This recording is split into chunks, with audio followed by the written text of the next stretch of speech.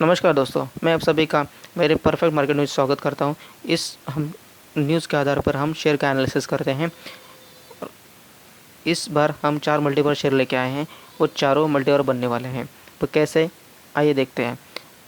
एक शेयर है जो India bulls housing finance limited. इस कंपनी के 34 लाख शेयर खरीदे हैं।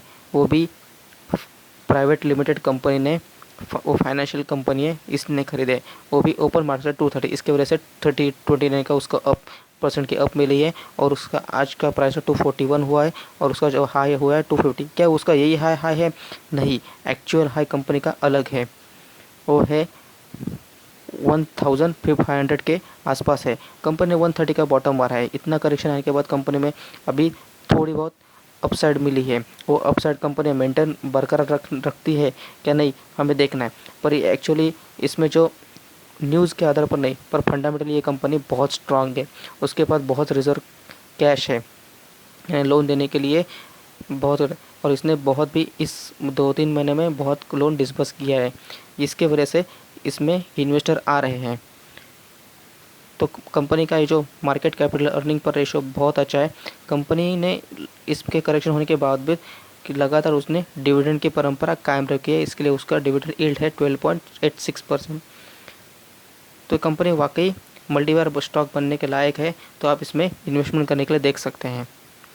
अगली कड़ी में दूसरा नाम है, तो ये FMCG ग्रुप से कंपनी है, लार्ज कैप कंपनी है, ब्रिटानिया इंडस्ट्री लिमिटेड। ये कंपनी आपको घरों घरों में जो गुड्डे बिस्किट है आपको सबको मालूम है। और यह कंपनी जिसने 10 साल पहले इन्वेस्टमेंट जिसने किया होगा, वो जो आज के डेट में उसको रिटर्न 4,406 रुपये के ऊपर परसेंट मिला है।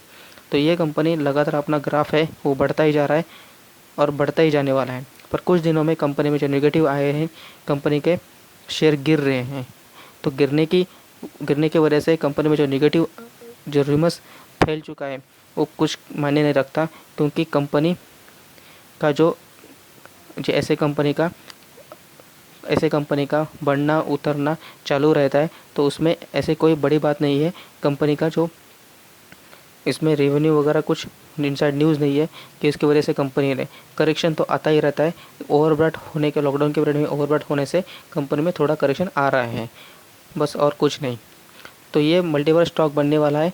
क्योंकि इसमें फाइनेंशियल देखेंगे, किसके परसेंट देखेंगे, ऑपरेटिंग इनकम जैसे इनकम देखेंगे तो वाकई काफ़ी अच्छे इनकम है। वो कि 40.14% इनकम है। तो कंपनी ने कैश हैंड में रखा है। वो भी अभी इन्वेस्टमेंट कर रही है। जैसे हैदराबाद में उस नया प्लांट डालते हैं तो इसमें ऐसे कंपनी ने इसलिए कैश उनका मार्जिन कम हुआ है। पर रेवेन्यू कंपनी का 7.73, यानी कंपनी को आता ही है। तो कंपनी के डरने की बात नहीं है। आप इन्वेस्ट करके, ये लॉन्ग टर्म के लिए बहुत अच्छा स्टॉक है। हम नहीं करते, कहते ये कंपनी सेंट्रम ब्रोकिंग, जो ब्रोकिंग इन्वेस्टमेंट है, वो अपने क्लाइंट को बता दिए कि कौन से टारगेट क्या रखना है। तो ये ब्रिटानिया का उन्होंने टारगेट दिया है 4,273 रुपये। तो ये मल्टीबार स्टॉक बनने लायक है, आप इसमें इन्वेस्टमेंट कर सकते हैं। तो अगली कड़ी में मेरा स्टॉक है पॉलीकैप इंडिया। पॉलीकैप इंडिया का आज के ट्रेड का वैल्यू है 1,248 रुपया। ये कंपनी भी हमारे जो होम इलेक्ट्रिक अप्लायंस के सभी इक्विपमेंट बनाती है, जैसे कि फ़ैन, गीज़र, वायर एक्सेट्रा। तो ये कंपनी ने आज के डेट में हाई मारा है 1,310 रुपया पर। कंपनी 1,248 पर ट्रेड कर रही है। कंपनी का मार्केट कैपिटल भी ज़बरदस्त है। वो है 18,600 करोड़ रुपया। कंपनी ने जो सितंबर महीने में सेल डिक्लेयर किया था, क्वार्टर रिजल्ट डिक्लेयर किया था, उसमें सेल डिक्लेयर किया था 2,113 करोड़ रुपया। उसमें 1,101 उसमें 116 रुपीज़ की परसेंट की बढ़ोतरी देखने को मिली। उसमें कंपनी ने नेट प्रॉफिट शो किया था 221 करोड़ रुपया। वो भी 88.39% अप दिखाया था। वो काबिल तारीफ़ है। इसके वजह से इस कंपनी में शेयर में बढ़ोतरी होती जा रही है। वो शेयर में बढ़ोतरी फंडामेंटल देखते हैं। कंपनी के प्रमोटर के पास 60% की हिस्सेदारी है। फॉरेन इंस्टीट्यूट जो अभी आ रहे हैं investor 6.12, other 2.56, NBFC mutual fund जैसे कि लॉन्ग टर्म के लिए इन्वेस्टमेंट जो रखते हैं उनमें 2.08 और जनरल पब्लिक के पास 10% और फाइनेंशियल इंस्टीट्यूट के पास तो उसमें 10.12 की इन्वेस्टमेंट परसेंट हिस्सेदारी है। कंपनी का जो मैं खरीदा था, खुद जब खरीदा था तब कंपनी का शेयर प्राइस था 857 रुपया।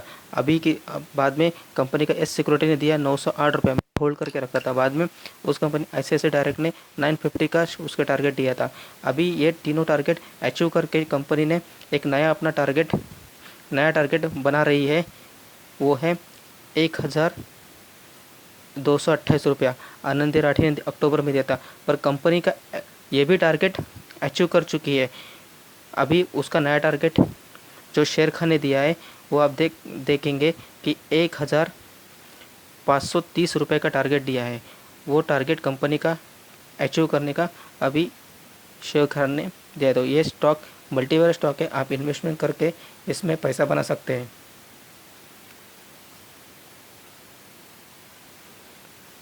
नेक्स्ट स्टॉक है IDFC। IDFC फर्स्ट बैंक एक बहुत बड़ी बैंक होने वाली है। इन्होंने तो अपना पूरा जब लॉन्च हुई थी तो पूरा अपना इन्वेस्टमेंट पर्पज़ के लिए बहुत अपना इन्वेस्टमेंट किया था। आज के डेट में ये कंपनी 65 के ऊपर बिलोंग कर रही थी, पर आज के डेट में ये कंपनी का शेयर प्राइस 17 के नीचे तक गया था। आज ये कंपनी 46 यानी 47 के रुपये अपना हाई बना चुकी थी। पर हाई बनने की वजह क्या थी, इतना उसमें क्या न्यूज़ आई थी कि कंपनी लगातार ऊपर चढ़ती जा रही है। छोटा शेयर है, हम इसमें मल्टीवर के इन्वेस्टमेंट करके देख सकते हैं। पहले फंडामेंटल देखेंगे कंपनी है क्या, उसमें काबिलियत है क्या। तो काबिलियत है कंपनी में, तो मार्केट कैपिटल है 25,150 करोड़ रुपीज़ और कंपनी का फेस वैल्यू अब तक 10 रुपीज़ है। कंपनी ने जो सितंबर में क्वार्टर रिजल्ट डिक्लेयर किया था उसमें प्रॉफिट बिफोर टैक्स दिया था 1,136 करोड़ रुपीज़, वो 0.25% अप था। यानी पहले कंपनी तो क्या कर रही थी, इन्वेस्टमेंट करने की वजह से कंपनी ने बहुत सारा पैसा अपना इन्वेस्टमेंट पर्पज़ लगाया था, अभी उसको रिटर्न मिल रहा है। तो इसकी वजह से उसका जो नेट प्रॉफिट है वो प्लस में आया। तो ऐसा उसका पहली बार हुआ, 2 बार हुआ है, पिछले क्वार्टर में और इस क्वार्टर में, कि उसका नेट प्रॉफिट, और पिछले आने वाला क्वार्टर भी डेफिनेटली कंपनी प्लस में रहेगा। तो ये प्लस में रहता है तो कंपनी का शेयर भी बढ़ता ही जाएगा। तो ये मल्टी बार बनने के लिए यानी HDFC जैसे कंपनी ऐसे एक सेम जो हुआ था वैसे सेम इस शेयर के बारे में हो रहा है। तो हम इन्वेस्टमेंट पर्पज़ के लिए जो लॉन्ग टर्म के लिए देख रहे हैं, जो शेयर बंदे देख रहे हैं लॉन्ग टर्म के लिए, इसके लिए ये शेयर बहुत ही अच्छा है। पर ये शेयर में और एक ऐसा न्यूज़ है कि कंपनी का जो रेवेन्यू और शेयर बढ़ने का, मल्टीबार बनने का चांसेस है कि ये कंपनी ने 1 करोड़ तक जिसने डिपॉजिट की है उसको 7% का इंटरेस्ट मिलेगा।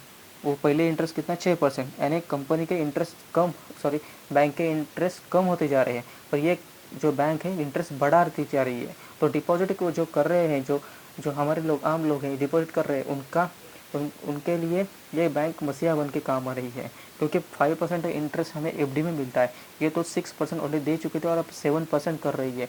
वाकई ये डिपॉजिट बढ़ाने का और हमारे जो डिपॉजिट के इंटरेस्ट बढ़ने का सबके लिए मौका है। पर ये मौका कोई गवर्नमेंट से, इसलिए इनका डिपॉजिट बढ़ रहा है। उसका कितना बढ़ा है, तो 41% उनका डिपॉजिट बढ़ा है। वाकई 77.289 करोड़ उसका क्वार्टर थर्ड में ही उनका रेवेन्यू जनरेट हुआ है। वो क्रेडिट भी ग्रोथ हुआ है, वो क्रेडिट ग्रोथ जो हुआ है वो 1,10,499 करोड़ रुपए का उनका क्रेडिट ग्रोथ हुआ है। वो कितना है, 0.7% वो मार्जिन ग्रो किया है। तो ये ऐसा कंपनी, ये जो ऐसा बैंक है वो 100% मल्टीबार बनने वाली है बैंक है। तो आप इस ऐसे जो शेयर कहने मैंने ये जो चारों शेयर है आपके खुद से देखिए। यदि आपको यह वीडियो अच्छा लगे तो ज़रूर लाइक करिए, और आपको और वीडियो की जानकारी लेनी है तो आप हमारे साथ बने रहिए।